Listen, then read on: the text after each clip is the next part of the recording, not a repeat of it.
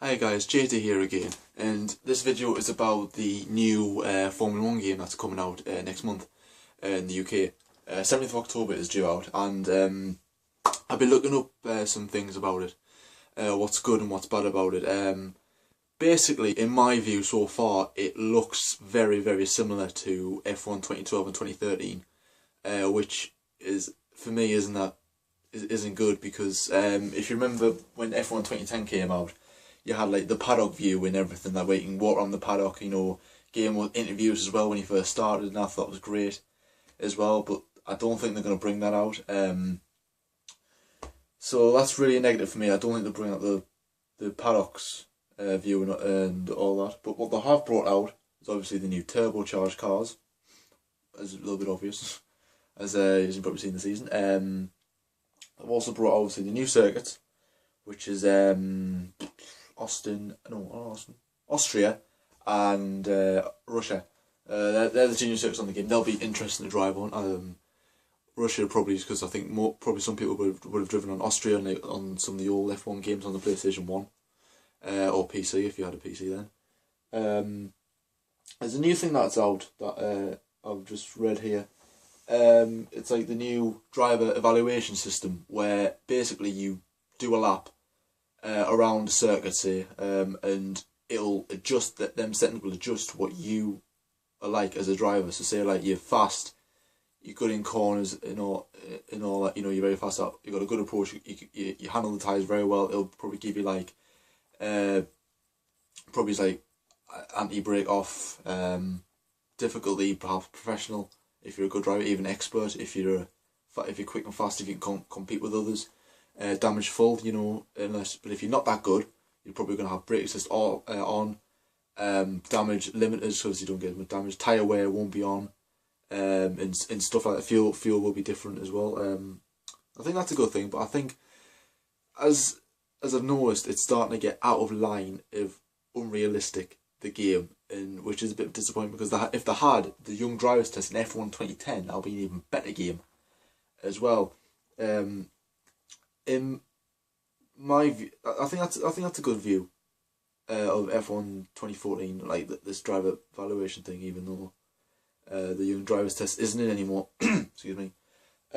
Also, no classic content, which has also been a bit disappointing that it's not in.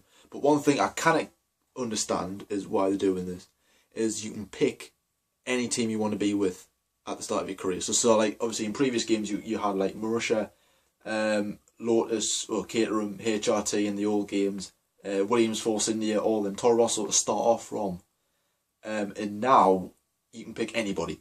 So really you can start with Red Bull, you can start with Mercedes, you can dominate your first season, and that's good if you want to win as most titles as possible, all races as you want.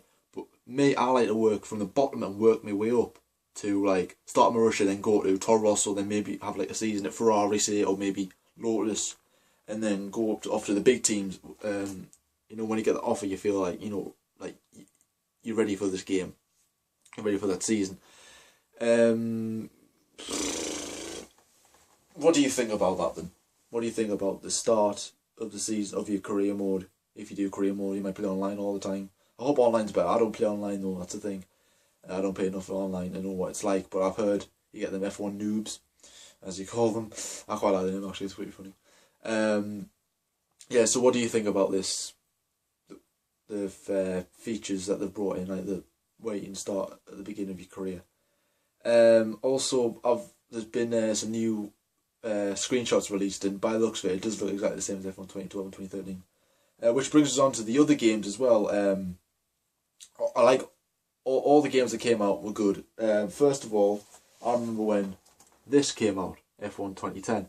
I remember when it got announced that they were going to make the game, and I was getting very excited because this game basically is everything that I knew about Formula 1. Like beforehand, I didn't know who most teams were. I just watched the race when I was younger, and then that would be it.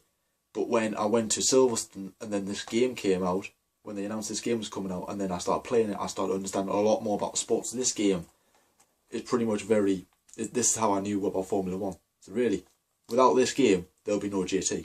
And no GT means no good videos. Unlike AE, who's who's got his fancy graphics and everything like that, and I'm just basic and all that. You know what I mean.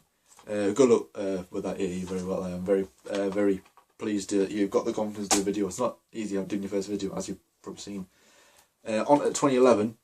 Now, I remember getting this game on Christmas Day, and I was playing this the other night, funny enough, and you know, just the sound of everything brought it back, that memory of Christmas Day, and it was a weird feeling, and I was driving it, and like the braking was a bit dodgy, and like the grips wasn't that good, but yeah, I think this is probably the best F1 game so far, currently. Obviously I can't judge F1 2014 because I haven't played it yet, but so far this is the best F1 game to date. I just like the graphics. The graphics were brighter, they were better, they were more realistic, better interviews as well, better driver control, better info about drivers, and then you like inside your little hut as well, or your vehicle as well when you had your laptop as well. I thought that was brilliant. On to F1 2012. Now I pre-ordered this, and I remember me and my friend were having like a little battle to see who would get it first.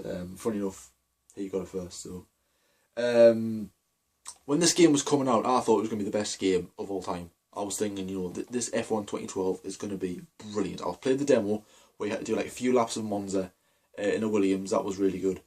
I was pumped for this game. I could not wait to get it. That's why I pre-ordered it instead. I couldn't wait for this game. I played on it, and it was the biggest disappointment of my life.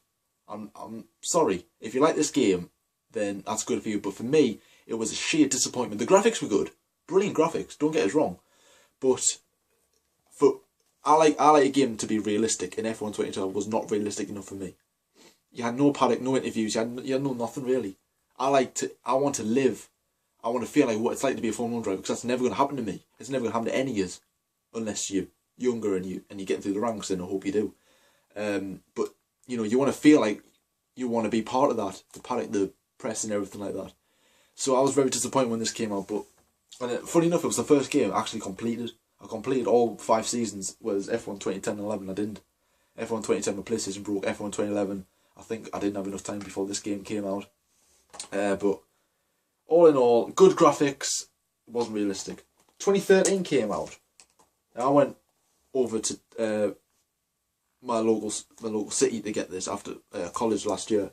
It was similar to F1 2012, which was a bit of a disappointment, but it was an improvement, I thought. Obviously with the classic content, I quite like the classic content, that was really good. The graphics were better and everything like that. I would say this is probably third best of the games. F1 2011, F1 2010, F1 2013, F1 2012 for me. But obviously most of you like this for the classic. Better graphics as well, better car control as well, you know. Obviously I had the pre-season testing as well, as I did in F1 2012. That was really good.